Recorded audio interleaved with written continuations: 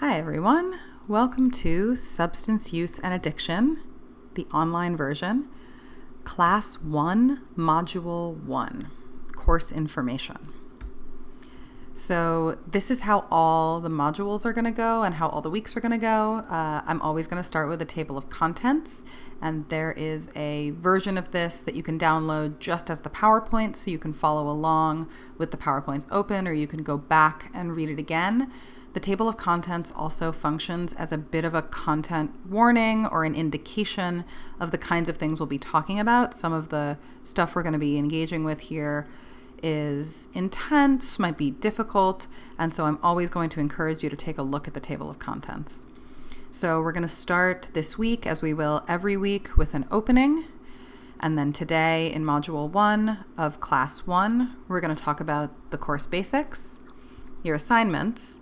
I'll talk you through the topical outline, so what we're doing week by week, module by module, and some George Brown resources. And I'm always going to end with a bibliography, so that's going to have all the information that I'm drawing from, the citations I'm drawing from, and I'll talk a little later in our time together about what I cite and what I don't and why. And it's also a way for you to have a sense of where you can go for more information like the kind I'm giving you. So the opening for each week, we'll start with a little personal check-in, a territorial acknowledgement, and the learning objectives. So I want you to start by checking in with yourself. Consider the following questions. How are you feeling physically? Do you have any physical needs that you can meet before you start? Have you had water today or recently? Are you in a comfortable position or a relatively comfortable position? Remember, because you're engaging with this on your own time as a video, you can always pause if you need to get up, stretch, shake it out, eat something. And then check in with how you're feeling emotionally. Do you feel ready to engage the content? If so, how do you know? This is a useful way to start getting a relationship with your own emotional content, which can be difficult, but is really crucial. If you don't feel ready, what do you need? I'm going to continue to encourage you to check in with your classmates and to check in with anyone else in your life who you might want to chat with about this content. I would say, if you can, it would be great to be watching or listening to this at the same time as some of your classmates, so you can send each other texts or go to some chat application and talk things through. Remember, your immediate physical and emotional needs, and also those of your loved ones and community and anyone you are a caregiver for, are your first priority. They take precedence over your schoolwork. Please tend to them before moving on. So, Takaranto, which is a Mohawk word for what we now call Toronto, is the sovereign territory of multiple Indigenous communities and nations, including the Haudenosaunee Confederacy or Six Nations Confederacy, the Anishinaabe peoples, the Huron-Wendat, and the Mississaugas of the Credit River First Nation, among others. This land, which I'm speaking to you from and you may be learning from, has always been the meeting place of various Indigenous communities, and it is subject to a number of treaties, including the Dish with One Spoon, the Two-Row Wampum, and the Post-Confederation Treaty 13. At the beginning of each week, we're going to take time to consider our responsibilities to the Indigenous nations and communities whose land this is, and to the treaties that legally and ethically govern our activities on this land, no matter who we are. We're going to be working each week to connect these responsibilities to the historical and present realities of social service work practice in the context of substance use and addiction services. And so we're going to start to really try and make the connections between how you conceptualize or think about your work as an SSW from your particular identities and experiences and the requirements of living in good relationship to treaty and trying to think about an anti-colonial practice. And so today, I just want you to think about what you have already learned about your treaty responsibilities or your treaty relationships. Think about who you are in relationship to treaty. Are you Indigenous? Are you a settler? Do you have another identity that you feel like puts you in relationship to these ideas, these questions? And I want you to think about how you can bring that knowledge you already have to the work that we're going to do together. What is the work we're going to do together? Well, by the end of this module, 1.1, you're just going to understand the basics of the class. So the goal of this course and the requirements. So this class is SWRK 2057, Substance Use and Addiction. So the class will introduce you to contemporary or current perspectives on substance use and addictions by exploring the history of these concepts in Canada. This is a Huron word for village that was then taken up by colonizers and became Canada, as well as various harm reduction, treatment, and prevention paradigms. You will explore harm reduction, treatment, and prevention, and models of support from grassroots and peer-run recovery to medical approaches, using critical perspectives. So you're going to stay conscious of colonization, capitalism, racism and white supremacy, heteropatriarchy, ableism, and general environmental factors.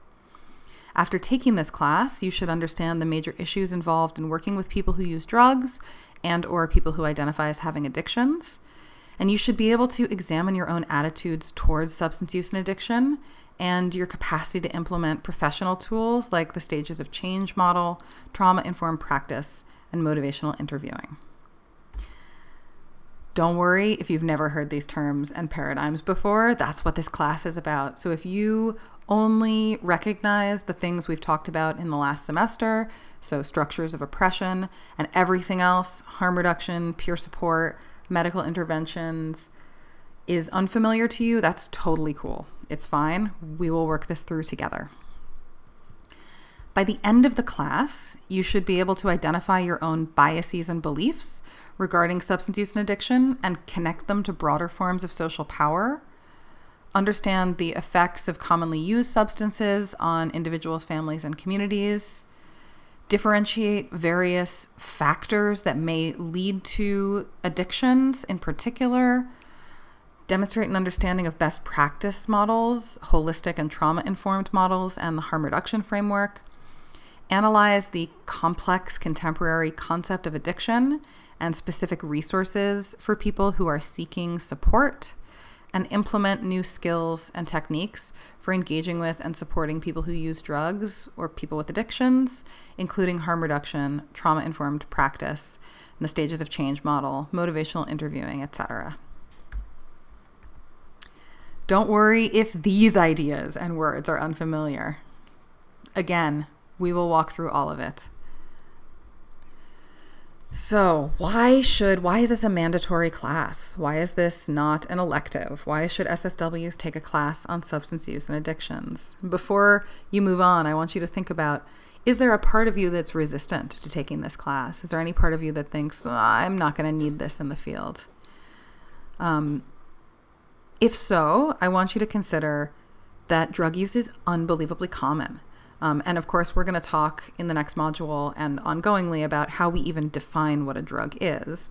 But certainly, statistically, according to the most recent Canadian Alcohol, Tobacco, and Drugs survey, 78% of people use alcohol, surveyed people in Canada. 22% use pharmaceuticals, so prescription drugs for off-label purposes, so for purposes other than what they were prescribed for. And 15% of people use at least one criminalized drug, so a drug that has been deemed illegal by the state. People use drugs across a whole wide variety of identities and life circumstances for a vast number of reasons. There is no type of person who uses drugs. I'm going to say that again. There is no type of person who uses drugs, and there is no type of drug that only one type of person uses. Any person might use any kind of drug. However, in our society, certain drugs are very, very stigmatized. This stigma emerges from and also reinforces intersecting forms of oppression. So we're going to have to think intersectionally together to understand that. Also, many people live with addictions. So according to the Canadian Mental Health Association, approximately 21% of Canada's population, about 6 million people, will meet the criteria for addiction in their lifetime. Yet, as with substances, people who live with certain types of addictions face significant stigma and oppression, which intersects with and sometimes comes from other forms of oppression. No matter what part of the social service sector you work in, you will meet and work with people who use substances and who live with addictions. That's true in terms of who you see as service users or clients. It's also true in terms of your coworkers, your colleagues, and your bosses. Lots of people use drugs. Lots of people are living with addictions or are in recovery from addictions. And that's true across the various levels of the work, including in clients, coworkers, and bosses. Also, literally any part of the sector you work in, you'll encounter people who use substances. One thing I sort of want to note is that one thing I've heard over the years, which I think is such an interesting indication of the stories we tell socially about drugs, is I've heard a lot of people say, well, I want to work with older adults and the elderly. I want to work in, for example, long-term care facilities or geriatric services. So I don't need to think about substance use, which I find a really amazing assertion because there's an unbelievable amount of substance use, both prescribed and uses of prescribed medications for non-prescribed reasons.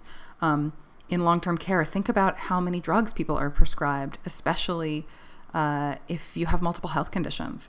So if you found yourself thinking that, what I'd like to offer is, what do you define as a drug and what do you define as drug use and why? This will start to help get you in touch with some of the narratives or stories you might be carrying. This work is particularly important now because we're in the midst of two major public health emergencies. So we're in the middle of a global pandemic, COVID-19. We're also in the middle of an ongoing overdose crisis. So since about 2016, the street level opioid supply has been poison, has been full of synthetic opioids like fentanyl that are much, much stronger than what was on the street prior to 2015, 2016. And there has been really inadequate and really late government response to this.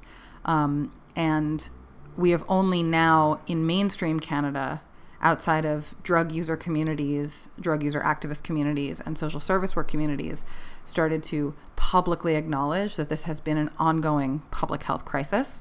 So right now there are two public health related crises. And of course, we're also in the midst of, again, public acknowledgement of the ongoing health impacts of violent anti-Black racism, anti-Indigenous racism. And we're going to talk about all of these things as they intersect and why it's so important right now to start thinking about anti-oppressive practice around substance use and addictions. This is my first time doing this entirely online. Those of you who had me in the winter semester of last year will remember the sort of crisis end of semester stuff. And you'll notice the similarities to what I am doing now, what I'm offering you as asynchronous learning now. There will also be some real differences. But remember, we're all learning here, and the course may change as we learn how to do this together. So as of right now, this class consists of asynchronous learning, so meaning stuff you do on your own time. You don't have to show up at the same time as anyone else. Every week, you'll have 2 30 to 45 minute self-study modules. This is one of them. They'll be posted to YouTube. They're the PowerPoint with me doing this talking over it, narrating. You can basically expect about 90 minutes a week of stuff you'll do on your own. So listening to this, reading the PowerPoint, etc. And I'm going to ask that you complete this before attending our virtual class. So the other part of this class is that you'll have one 60 to 70 minute live class each week on Blackboard Collaborate. It's 60 to 70 minutes, even though there's a 3-hour chunk, because I want us to be able to really work together, and a group of 50 is almost impossible to work with online. So you'll be broken up into sections of about 25. I'm going to email you to let you know which section you're in. And the reason I have little stars next to these is that this is what I'm hoping this will look like. I'm recording this right now on August 25th, and things may change. And we'll work it through together. My promise to you is that I will be as transparent as possible and give you as much information as possible as soon as I get it about anything that needs to change from my end. And my hope is that you will let me know how it's going from your end. And then there will be other activities, so assigned readings, videos and podcasts, optional additional resources, work on assignments. You should expect to basically do about 4 hours a week on this course. So you have 3 allocated. And the idea is that those 90 minutes of you listening to me talk in this way on these YouTube links, plus your 60 to 70 minute live class will be like a little under that 3 hours that we would otherwise be spending all together during your class time. And then you'll be doing just a little bit more homework, prep for assignments, etc. every week. Of course, everyone's needs are different. You may take a little more, you may take a little less time, but that's my approximate. There's a textbook.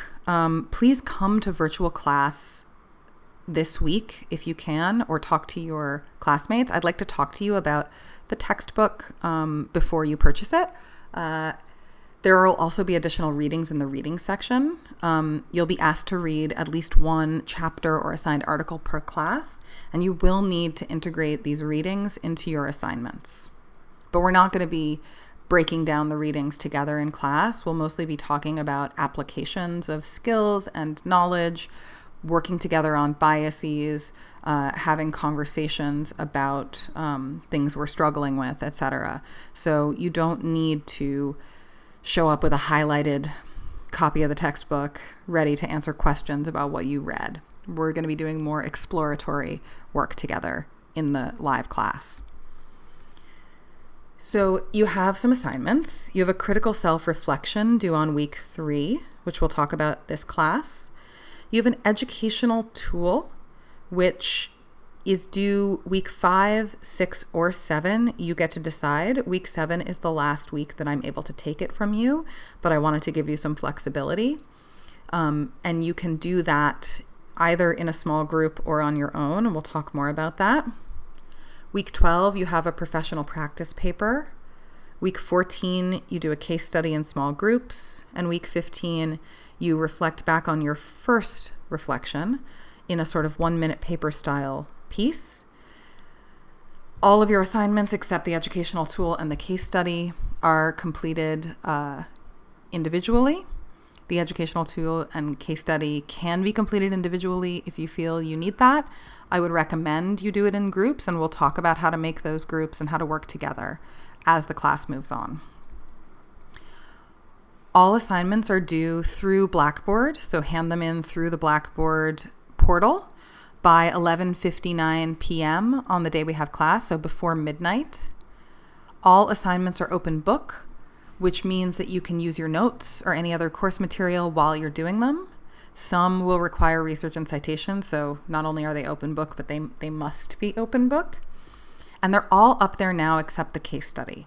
So you can bring them to class. We can talk about them in virtual class. You can start looking at what the last thing due is and asking questions about it. There will be no surprises, except the case study won't be available until about a week before it's due. I'm always open to extensions. Please be in touch with me before the end of the day before something is due. So before midnight, the day before something is due. If it's feeling like you're not sure you're going to get it done and it's 8 p.m. the night before, just email me and ask for an extension. When you ask for an extension, please indicate when you're planning to hand it in. You don't have to tell me why you need an extension, but if you're starting to ask for more than a week, we're going to need to negotiate because that starts to be complicated with my schedule. I'm also always open to alternative formats. So if you want to record a YouTube video of you talking through the assignment, if you want to do a podcast, if you want to do a piece of art and an artist statement, these are always possible, but you have to talk to me about it because we'll have to work out how you can meet the requirements of the rubric in order to sort of get the learning outcomes. And if you feel like you're going to want an alternative, please start getting in touch with me as soon as you realize you might want that, so that we can have ample time to work it out. On week 3, we're going to talk about how you engage in research for your assignments and some red flags to watch for. Substance use and addictions are highly stigmatized and very complicated, and there's a lot of different information out on the internet. And so we're going to talk about how to make sense of all that. Your assignments also ask you personal questions, as all assignments in the SSW program do, and ask you to analyze your personal identities, experiences, and biases. You're never graded on what you do or don't disclose. I'm going to say that again. You are never graded on what you do or don't disclose. You're not graded on your identities. You're not graded on what happened to you. You're graded on how you analyze your experience using critical thinking tools. You're graded on the application of concepts of reflection and anti-oppressive practice, not on the things themselves. 10% of your grade is professional conduct. So that is judged by either your engagement in virtual class or alternative participation activities. If you show up to all the virtual classes and you engage in them in a respectful way, you're going to get 10 out of 10. You can also get 10 out of 10 if you can't make a bunch of the classes. That's okay too. But you'll need to do something every week to show that you're engaged and participatory, and there will be indication in the weekly lessons on Blackboard of how we can do that each week if you're not able to make it. So there's no punitive measure in not being able to make it, but the easiest way to get your 10 out of 10 marks is to come and engage in virtual class. So the topical outline also has a star because it is potentially subject to change, just in terms of how well we do with stuff, how we're working through it, whether we feel we need to reinforce some things. Basically, these self-study modules, again, it's 2 modules per class. This week is an introduction. Next week, we're going to talk about biases, particularly about substance use and addictions. Week 3, we're going to talk about the history of drugs in Canada and talk specifically about anti-Indigenous racism and anti-Black racism and anti-Asian racism in substance legislation. That's when your self-reflection is due. Week 4, we're going to talk through substance use, so basic terminology. We'll talk specifically about alcohol. We'll keep going on substance use in week 5, talking about cocaine and opioids. Week 6, we're going to talk a little bit about skills for supporting someone who is intoxicated, for managing withdrawal, for supporting someone who is having an overdose or experiencing drug poisoning. And we'll talk about the relationship between trauma and addiction and trauma-informed practice. And week 7, we'll talk about the concept of addiction prevention and do some summarizing work of the first 7 weeks and think about the work to come in the second 7 weeks. And that's the last due date for your educational tool, which you can hand in as early as week 5. Week 8 is intersession week, so we have no class. Week 9, we'll talk about harm reduction as a philosophy and as a set of practices. Week 10, we're going to talk about peer work in general and also the 12-step model, which is the most commonly engaged with model of non-professional peer support for addictions. Week 11, we'll talk about medically managed treatments and professionalized services, as well as the multidimensional model. Week 12, we'll talk about how people make change and this thing called the stages of change model. That's when your professional practice paper is due. Week 13, we'll talk about motivational interviewing, which is a way to support someone in making the changes they have decided to make in their life. Week 14, we'll talk about the case study and you'll do your case study. And then week 15 is a summary and you'll write your self-reflection. So I want to give you a sense of some resources that exist for you. Substance use and addiction tackles complicated and difficult subjects, many of which may connect with your lived experience, I presume that lots of people have lots of different types of lived experience with substance use and addictions. And that is absolutely welcome.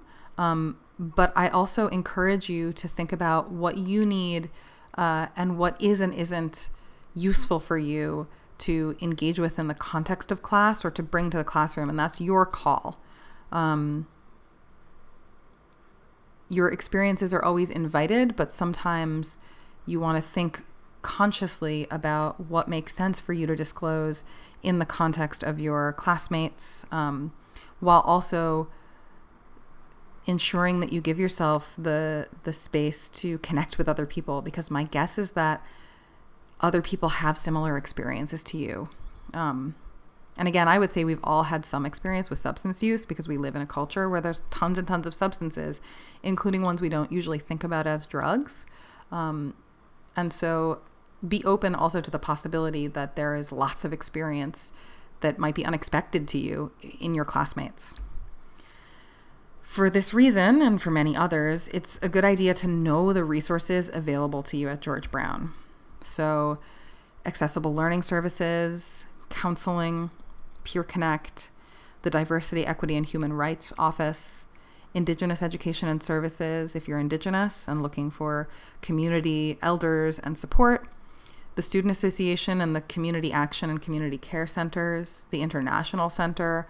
All of these are running programming remotely or virtually, and these websites will take you to more information.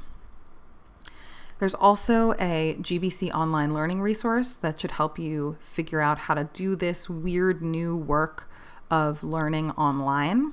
So you can go to that website. There's also a resources section on Blackboard and a bunch of community organizations you might be interested in the organizations of interest section on Blackboard. So that's week 1, module 1. So take a breather, and then whenever you're ready, engage with week 1, module 2. Here's your bibliography for today.